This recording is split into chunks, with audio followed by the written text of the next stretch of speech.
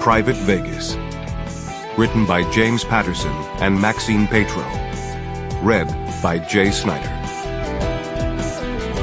For Susie and John, Brendan, Alex, and Jack. Prologue. Start your engines. 1. Lori Kimball had 3 rules for the death race home. 1. No brakes. 2. No horn. 3.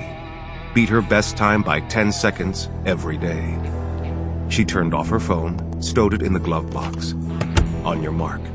Get set.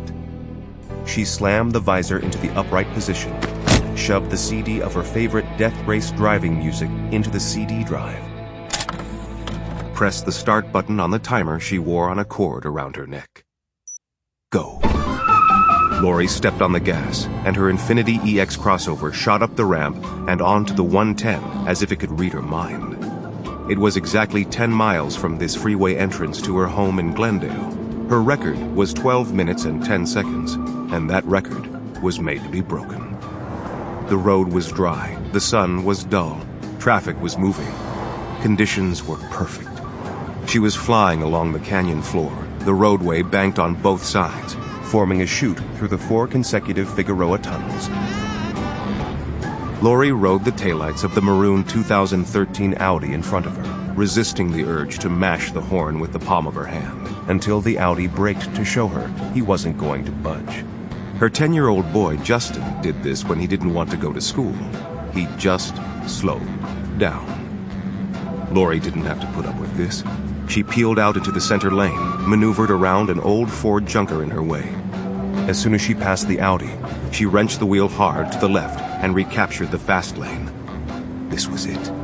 At this point, 3 lanes headed north on the 110, and the lane on the far left exited and merged into the 5. Lori accelerated to 70, flew past a champagne-colored 01 Caddy that was lounging at 60 to the right of her, and proceeded to tear up the fast lane.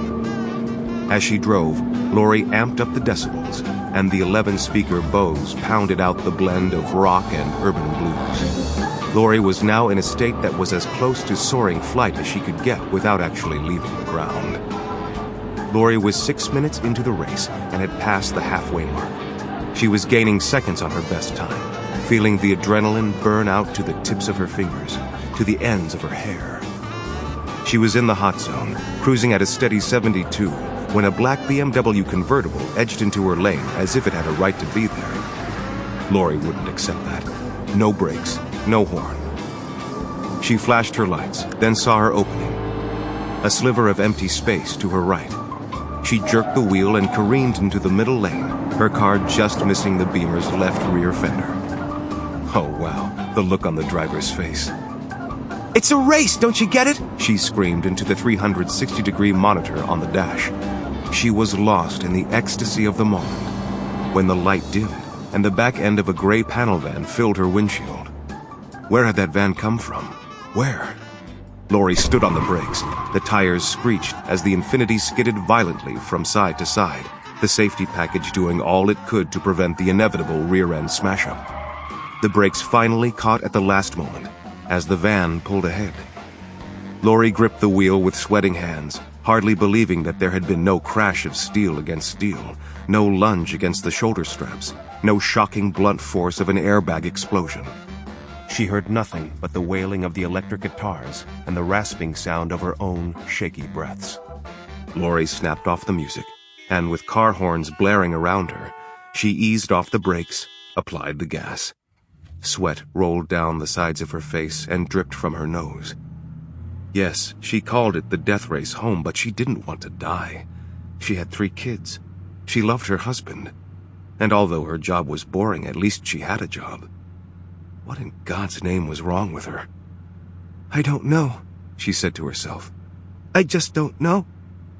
Lori took a deep, sobering breath and stared straight ahead. The Beamer slowed to her speed, and the driver, his face contorted in fury, yelled silently at her through his closed window. To her surprise, Lori started to cry. Sample complete. Ready to continue?